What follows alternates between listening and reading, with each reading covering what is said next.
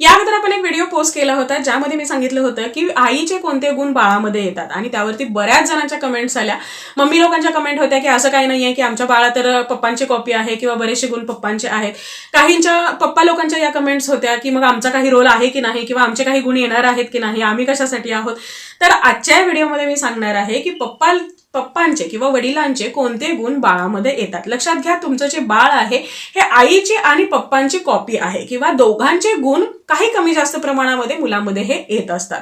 आणि असे कोणते गुण जनरली जास्त प्रमाणामध्ये येण्याची शक्यता असते ही मी यामध्ये सांगितलेलं आहे. सगळ्यात पहिली आणि खूप महत्वाची गोष्ट म्हणजे तुमचं जे होणारं बाळ आहे हे मुलगा आहे की मुलगी आहे हे ठरवण्याचा प्रमुख रोल कोणाचा असेल तर तो असतो वडिलांचा. आणि त्यामुळे तुम्हाला जर मुलगी होणार असेल किंवा मुलगा हवा असेल तर त्यामध्ये मेजर रोल असतो तो आहे वडिलांचा. त्यानंतरची पुढची गोष्ट म्हणजे नॉर्मली जर वडिलांची उंची जास्त असेल तर शक्यता असते की जो काही बेबी बॉय आहे त्याची उंची जास्त असेल. त्यानंतरची पुढची गोष्ट म्हणजे जे वडिलांची निर्णय क्षमता आहे, स्ट्रेस मॅनेज करण्याची क्षमता आहे किंवा कोणतीही गोष्ट करण्याचं धाडस आहे किंवा एक कार्यक्षमता आहे, तर या सगळ्या गोष्टी वडिलांकडून मुलांमध्ये पास आउट होतात. मग ती मुलगा असू दे किंवा मुलगी असू दे. जनरली जे राग नियंत्रित करणं, ताणतणाव नियंत्रित करणं, निर्णय क्षमता, लिडरशिप या सगळे जे काही गुण आहेत हे वडिलांकडून मुलांमध्ये येत असतात. त्यानंतरची पुढची गोष्ट म्हणजे जो काही कॉन्फिडन्स आहे तर तो कॉन्फिडन्स सुद्धा मुलांमध्ये वडिलांकडूनच येतो.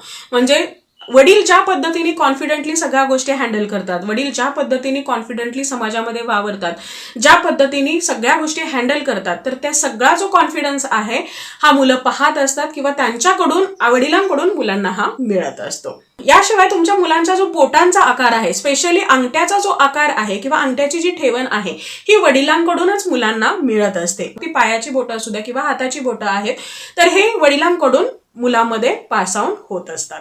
आणि सगळ्यात महत्वाचं म्हणजे जी काही वडिलांची मानसिकता आहे, जे काही वडिलांचा मानसिक स्वभाव आहे, मानसिक बळ आहे किंवा जे काही विचार करण्याची, तर्क करण्याची जी काही वृत्ती आहे, स्वभाव आहे, या सगळ्या गोष्टी वडिलांकडून मुलांमध्ये येत असतात. तुमचा मुलगा किंवा मुलगी समाजामध्ये वावरत असताना जे काही महत्वाचे गुण पाहिजे आहेत तर ते सगळे गुण अर्थातच वडिलांकडून बाळाला मिळणार आहेत.